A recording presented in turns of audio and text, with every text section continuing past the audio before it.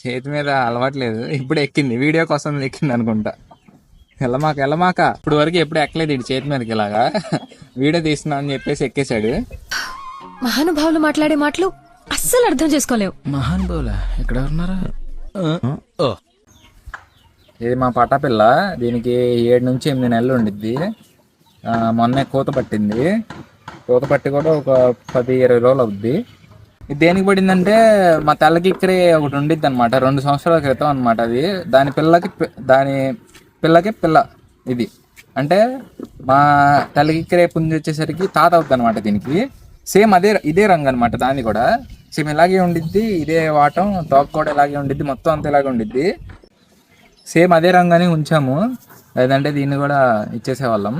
So దీనికి ఏంటంటే జంట మూడు అంటారు, లేదా జోడు మూడు అని కూడా అంటారు.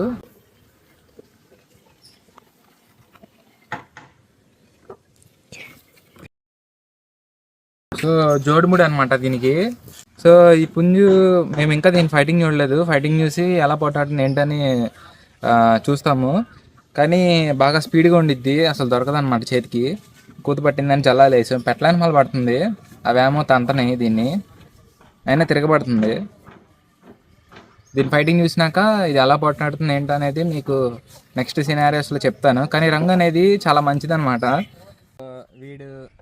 వీడియో కనుక మీకు నచ్చితే ఈ వీడియోని లైక్ చేసి మా ఛానల్లో ఇంకొన్ని వీడియోస్ ఉన్నాయి, అవి కూడా చెక్ చేయండి. అండ్ కామెంట్ కూడా చేయండి బాగున్నాడా లేదా అని.